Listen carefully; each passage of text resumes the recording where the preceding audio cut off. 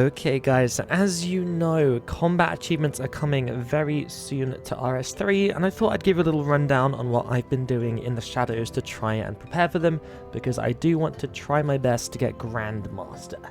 And ideally, we can combine that with the Grandmaster on Old School, which we're pretty close to as well, and maybe be one of the first people to ever have Grandmaster combat achievements on both games.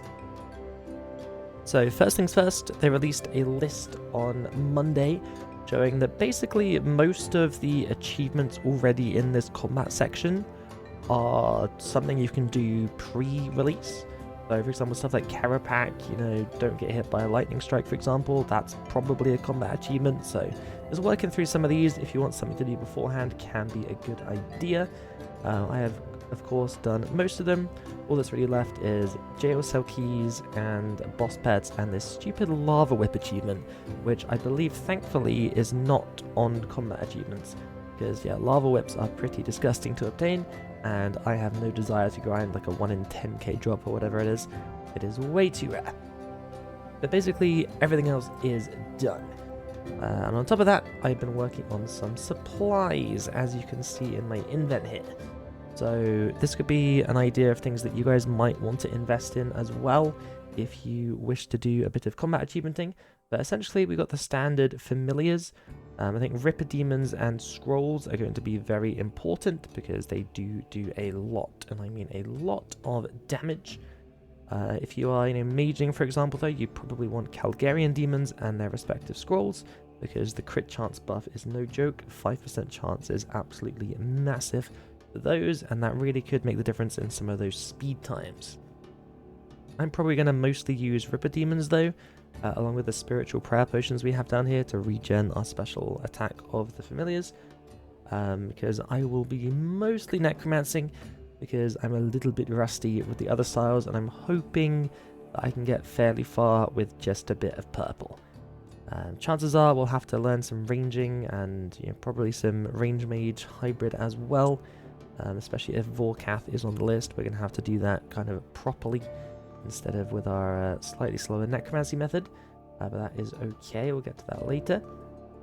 On top of that, a few hellhounds might be quite nice to have as well, because some achievements do require you to do everything wrong. That's right, you've got to get hit by every single mechanic that a boss may have, and if you do that and survive, then you get yourself a nifty achievement. On top of that, I've got a few binding contracts as well, in case I do need to burn through some more hellhounds, which is quite likely. Following on from that, we've got some food, which is always useful, isn't it? I've got nearly 10,000 blue blubbers and a bunch of rocktails. That should be more than enough for any combat achievements that I foresee getting, so I don't think that should be too much of a problem, so quite happy with that there. Also down here, of course, we have 2,000 brews and 2,000 restores. That once again should be more than enough for anything we might need. These potions, however, Guthix Rests, these are very, very good. And I really need to make more of them because I have a feeling that 6 potions may not be enough. So that is most definitely on the to-do list. Essentially, if you guys don't know what a Guthix Rest does, it's a bit like a Saradomin Brew, except it heals half as much, but it doesn't drain your stats.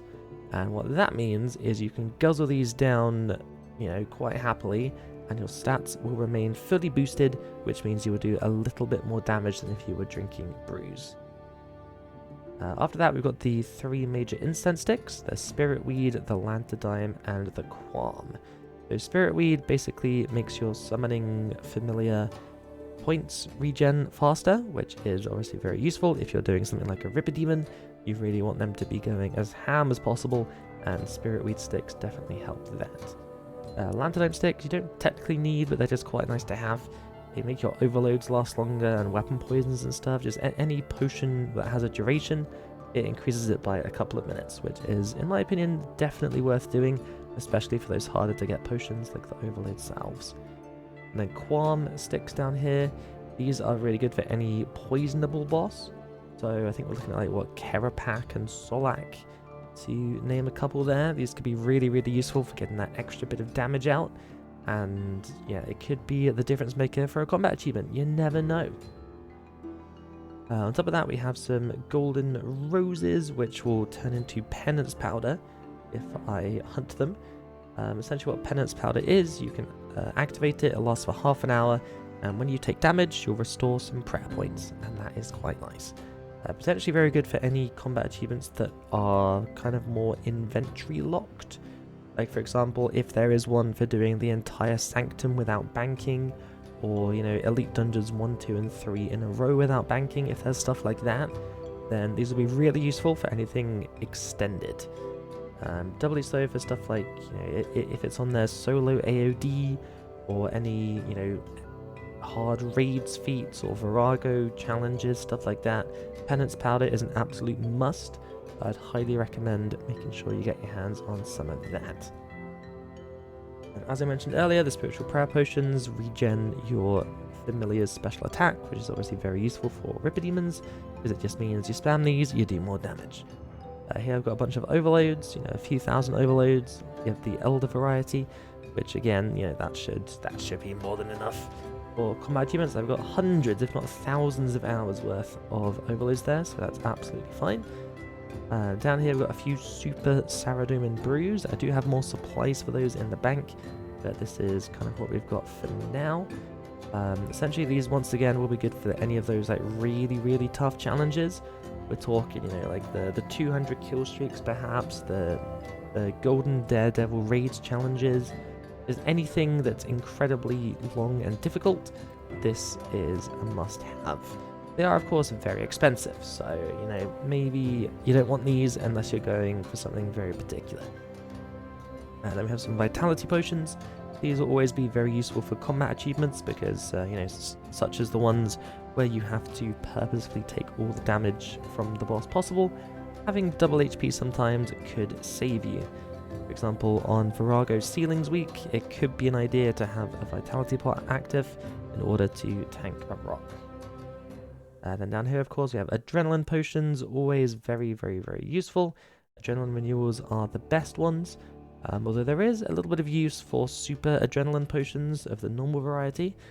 So I think I've got a few of those in the bank, but they're a bit more niche though and very rotation dependent. But yeah, 99% of the time, these ones will be the ones that we want, so that's perfect. So down in this corner, you can see I have been trundling away at making Dynaros. Now, I've only got the components so far, although I do have a few thousand arrows in the bank.